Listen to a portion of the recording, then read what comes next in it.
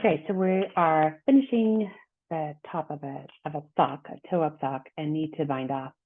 And it's always important to have a nice stretchy elastic bind off, but it's super important for socks. So there are lots of options, but one of my favorites is Jeny's surprisingly stretchy bind off, or sometimes just referred to as Jeny's stretchy bind off.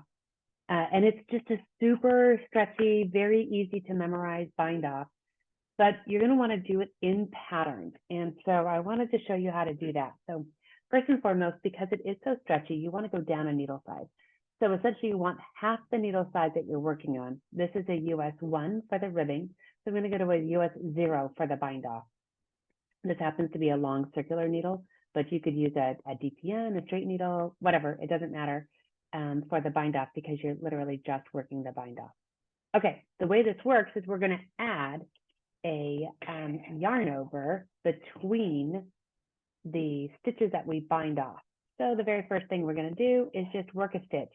You're going to work them in pattern. So that means I can see here, this is a knit stitch, the first one. So I'm going to go ahead and knit it. And then I will bind off, I will yarn over before I bind off, before I work the next stitch, but I'm going to do this in pattern. So if the next stitch is a purl stitch, I will yarn over correctly, right? So from front to back over the needle, because that stitch is a purl stitch, it comes all the way forward. I will purl that next stitch, and then I'm going to come over here and grab both the yarn over and the original stitch and bind them off together. It takes a minute probably to get used to this, and then it's not bad. My next stitch is a purl stitch. So again, I will yarn over correctly, purl that stitch. Maybe, there we go. And then grab both the yarn over and the stitch and pull them over. Now my next stitch is a knit stitch. So when it's a knit stitch, I want to yarn over backwards. So instead of taking the yarn directly over the needle, I'm going to bring the needle forward and take the yarn over top of it. What we're looking for is that yarn to travel a further distance. So if we yarn over backwards before a knit stitch, then we're getting that same all the way over the needle that we get in a purl stitch, but we're going to get it the other direction. So then I'm going to knit that next stitch and come in and grab those two and pull them over. Let's see if I can make that stop making noise. There we go. So I'm going to just yarn over backwards because my next stitch is a knit stitch. Come over and grab those two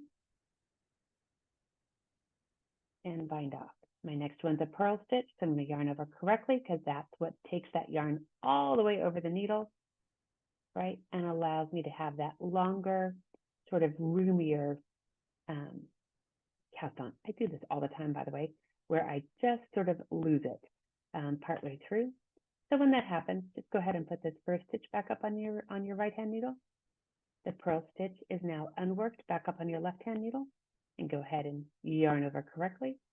Grab that purl stitch, and then grab both of them and pull it over. Again, it's not hard. It's ever so slightly fiddly, but what it gives you is this beautiful, stretchy, fabulous bind off that is both in pattern and looks pretty, as well as being very, very, very stretchy. So when it's all done, it looks like this. So super, super stretchy, right? You're going to have no problem putting your socks on at all. And it just gives a really nice, sort of goes in and out the way you want it to match your ribbing. Again, if you use too large of a needle, it'll flare. So half that needle size is really key. And let me just show you just real quick one more time how to do this, and then we'll talk about how to end it. Again, if you are on the knit side, then if your next stitch is a knit stitch, rather, you want to yarn over backwards.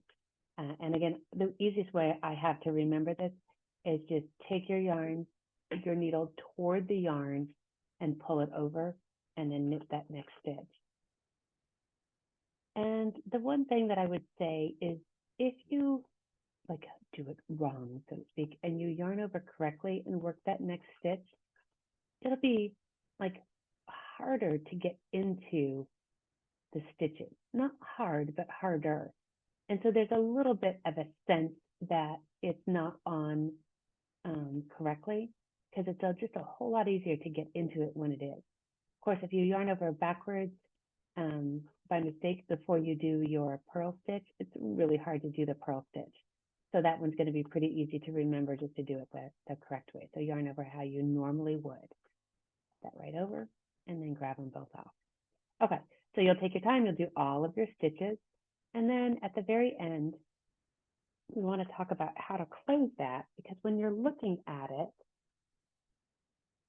you can say, you have that normal jump down, right, that you have when you're working in the round and working in ribbing. But it's perhaps a little bit more pronounced because this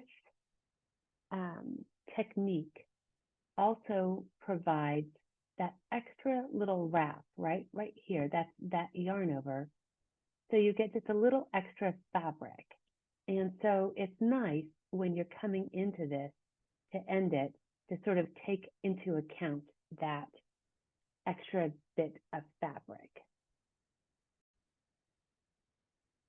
So the way that I like to do this, and again, there are so many different ways to accomplish these things. So if you have a way that works for you, that's great. But what I like to do is sort of fake it out a little bit. So I'm going to leave this loop, right? That's my very last stitch. I'm going to leave that loop long. I'm going to throw my tail onto a darning needle. And I find a slightly sharp one tends to be a little bit helpful in this. And I'm going to look for that last this is my knit stitch coming up, right? This last one that I bound off is my purl stitch. And what I'm wanting to do is sort of connect these two. So I find if I come up under the front leg of that stitch, right there, and just come up and then come into that loop. Sometimes I'll just make the loop a little smaller. Come into the loop without twisting it, and come up, and then pull it tight, and then pull against it. And then I come back down the back side of that same stitch. And that connects them for me and helps eliminate that jog. And then I'll just come into these stitches here, going through both of them, just weaving back and forth to hide my pin.